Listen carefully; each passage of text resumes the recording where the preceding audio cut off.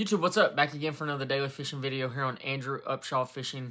Guys, today we're going to talk about a resource that a lot of guys might not know about. This resource will help you find and catch more fish. It's by Strike King, and it's something they put a lot of time and effort into to help all of you anglers. But real fast though, if you haven't subscribed to my YouTube channel, make sure y'all do that. It's in the bottom right hand corner of the screen. Just hit that sub button, click the notification bell so you get notified every time that I post a video.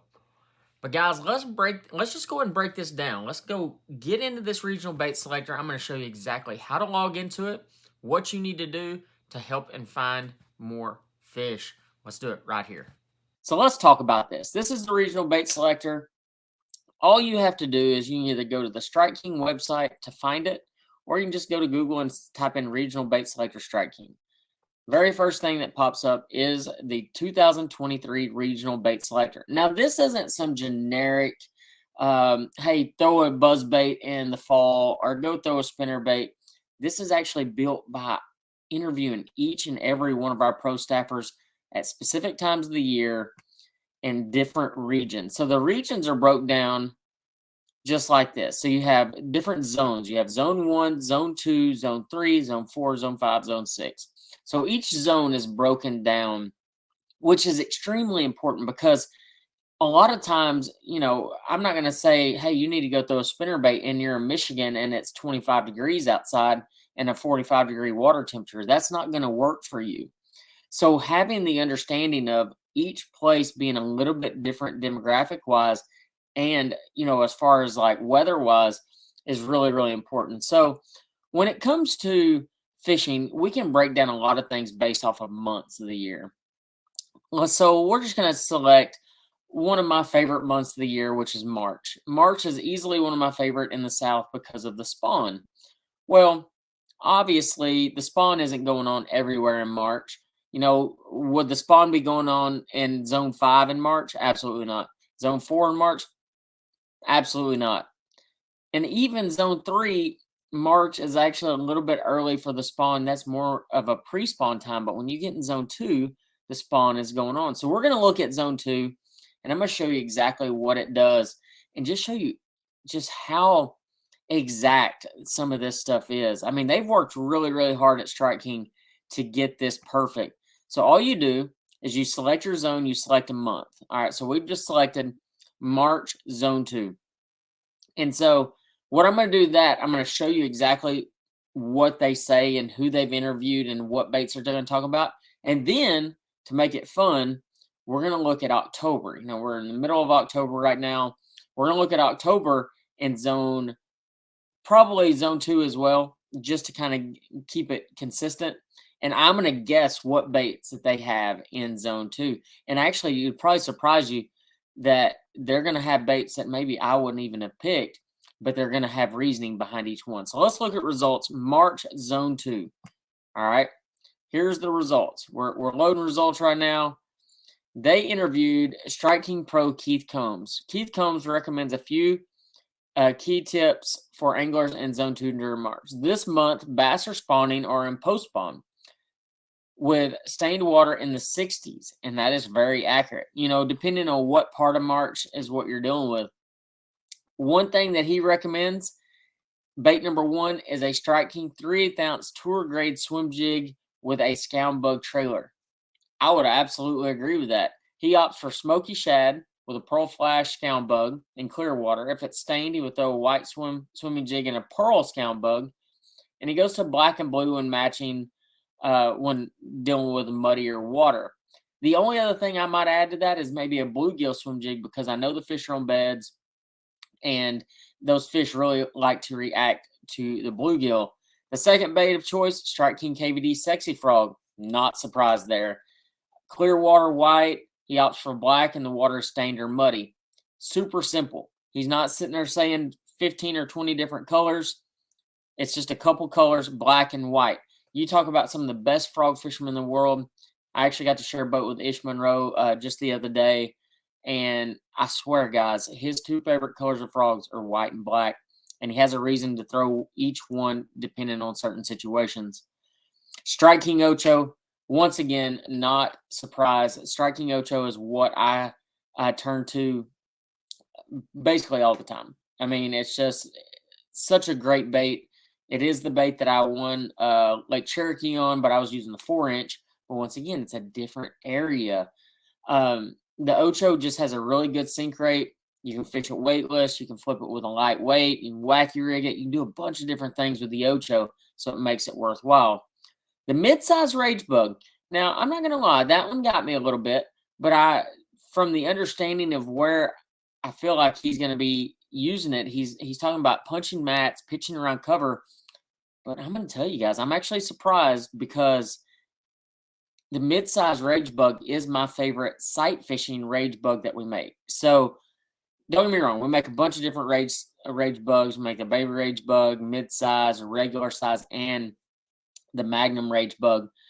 The mid-size, though, you can put a 4/0 hook, flipping hook. Now, I'm going to tell you, you don't want to punch with a 4/0 flipping hook with a mid-size rage bug, but you do want to sight fish with a 4/0 flipping hook in the mid-size rage bug. You want that hook to almost take up the entire set of plastic. And what that's going to do is as soon as that fish bites it, you can hit them, you can penetrate them, and actually have the fish come in the boat. You know, if you use a bigger bait, sometimes the fish grabs the back end of it or something like that. But in the case of the mid-size, they don't have any much choice but to grab the entire bait. Strike King Thunder Cricket, easily one of my favorite baits. We do have the Tungsten Thunder Cricket, but day in and day out, guys, the original Thunder Cricket is still my favorite. It still catches them as good or better than any vibrating jig on the market. And I just have a lot of confidence in it. So I would say grading out this, I mean, that's pretty solid information. I mean, you're talking March, you know, the fish are spawn. In certain areas, they are going to be post-spawn because you start talking right here in just north part of Florida, some of that lower zone area, you're going to have post-spawners that time of year. So, I mean, that's pretty accurate information. It's coming from a guy that's won a lot of money. So let's go back. We're going to change zones. So we're going to play a little game real quick. We're going October. We're going zone 2. All right. So this is where I was going to say that I was going to guess what we're going to use. So if it was me, I would have a KVD Hard Knock, Sexy Dog. No questions asked. That would be one of my top baits. It's one of my favorite baits this time of year. It catches them. 2 colors I like are Bone and Carolina Chrome. I think anytime you have a chrome and a white is pretty much what you need. Another big bait, especially through that zone, is a buzzbait. Black buzzbait. I will go to a white buzzbait. You can put a toad on there, but guys, day in and day out, I really have gotten to a point where I just like having the skirt on the buzzbait. So many guys throw a toad buzzbait. So what I do, a little trick of what I do, is I throw my buzzbait, and I actually throw the tour grade buzzbait that we have on here. Is I put a 3.75-inch rage swimmer or a 3.25-inch rage swimmer, depending on the size of the shad that I'm trying to imitate. But here's the trick. So I love throwing a black buzzbait. Honestly, my very first bass fishing experience with Tommy Martin was on Sam Rayburn. It was in October one year. It was pouring down rain. He took me out there with a black buzzbait with just a black skirt, no plastic on it, and we'll call it 25 pounds. That is the trip that got me hooked on bass fishing. There's nothing that beats a awesome buzzbait bite. But my little trick that I do is I take a black buzzbait, so the black skirted buzzbait, and I'll actually put a ghost shad rage swimmer. So that's the only color I actually throw in there is that ghost shad. So it has that black, and it has a completely opposite color in ghost shad. And something about that combination, I really tend to get a lot of bites on. So if you want to try out an awesome buzzbait this time of year, go that black buzzbait, put that rage swimmer on there that is in the ghost shad color, and you will be oddly impressed on just how good it actually is. So right now we're saying KVD Hard Knock. We're talking Strike King Tour Grade buzzbait. I'm going to definitely throw in a Thunder Cricket there, and probably a swim jig, a Tour Grade swim jig. Once again, though, I do have my favorite swim jig. You're not going to find it on the Strike King website. It's actually, I think it's called the Tour Select swim jig. Academy has it, or the Hack Attack Select swim jig. It has an actual owner jungle hook as the hook in it. It is far and beyond the best swim jig I have ever used. I honestly wish Strike King would just come out with it because it is that unbelievable. It comes through grass well. It rides right through the water. It has some great colors in it. Once again, I just throw like a shad color, a bluegill color, and black and blue most of the time. So keep it pretty basic. I would say day in and day out, you throw those 4 baits, that's how you're going to find success in that zone that time of year. So let's look at it. Let's see exactly what pops up and who they interview. So we went away from Keith Combs. We went to Todd Faircloth. So here is the information that we're going to talk about. And I know for a fact I missed one bait, and I'm such an idiot sometimes. Here's what Keith had to say. Or not Todd had to say. He says, in October, you will find that most of the lakes in Zone 2 will be below normal pooling elevation, 100% agree, and water temps in the 70s. With changing water conditions, Faircloth expects to see bass starting to transition shallower vegetation. The fish will start their fall migration into the creeks, look for shad and schooling activity, and fish whatever cover is available: grass, pads, wood, rock, and 3 to 10 foot of water. So the very first bait that he came out with is a Strike King tour grade spinnerbait. Completely agree. 100% missed that one. I've gotten to where I throw the Thunder Cricket more than I throw the spinnerbait, but day in and day out, if you're going to throw a spinnerbait, it is right now. It is definitely the time of year to throw one. And his color breakdowns, I'm honestly surprised of where he went here because it's 100% what I would have done. For water is clear, he prefers the mouse color, which is the picture right here. If the water is just slightly stained, he switches to spot remover. Spot remover is easily my favorite color spinnerbait that we make in the Strike King spinnerbait lineup. And for muddy water, he goes to chartreuse and white. You can't go wrong with that. The spinnerbait, the tour grade spinnerbait's a spinnerbait that just came out a couple years ago. It has a super light wire and a Gamakatsu hook, a hand-tied skirt, really good blades. I mean, it is a very, very good spinnerbait. The second one, I'm surprised about this one, only because I personally like a bigger bait. But coming from the idea of getting bites, a lot of times fish are keying on a little bit smaller shad. He's saying the KVD Splash. He goes to clear ghost sexy shad, while he opts for chrome sexy shad if the water stained, bone if you have muddy conditions. I agree with all his color choices, and I agree with the bait. I mean, I've thrown, and honestly, I was kind of thinking about putting the KVD Splash in there, but this time of year, for whatever reason, a little bit bigger bait, I feel like it does get you a little bit bigger bites. And this is the one I really missed, was the KVD Sexy Frog. Once again, I'd probably change mine up. I'd probably go to like a pad perch or a popping perch. I just have gotten to where I fell in love with both of those baits. Blame it on Todd Castledine. I spent a lot of time in the boat with him this time of year, and we have absolutely mauled them on the Sexy Frog, or not the Sexy Frog, the pad perch and the popping perch. Now, with that being said, the Sexy Frog is one of the softest hollow body frogs on the market today. I promise, guys. All you got to do is take it and squeeze it.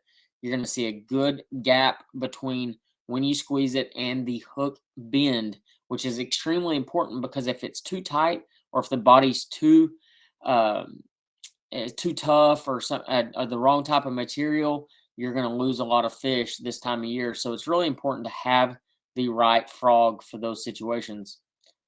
Dang, I'm bad at this. I'm so much worse than I was expecting. Strike King Hybrid Hunter, Todd would murder me because we have caught so many big bass on the Strike King Hybrid Hunter this time of year.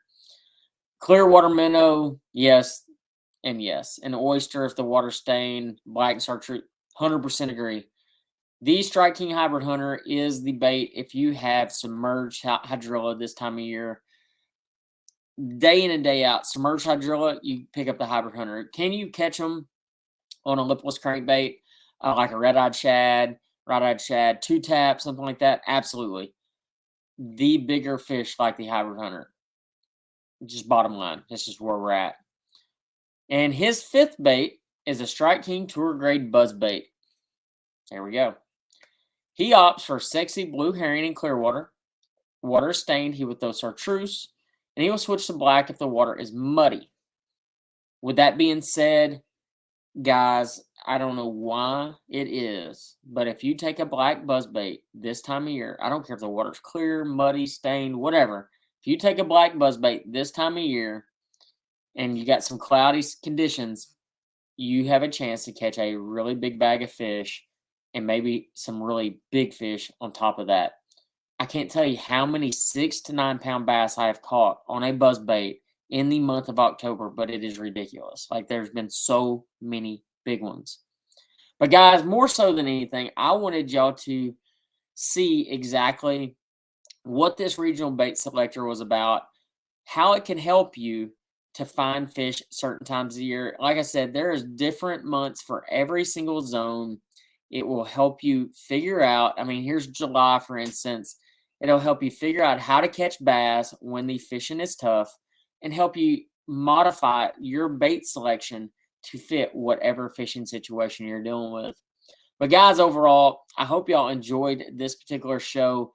You know, it's really important to find resources that help you find and catch more fish. You know, there's a lot of great resources out there. I use Google Earth a lot. I use a lot of different mapping apps. And I've got a new app coming that I'm going to talk about here soon that will help you catch fish even better. But guys, I hope y'all enjoyed today's episode, and I'll see you on the next one.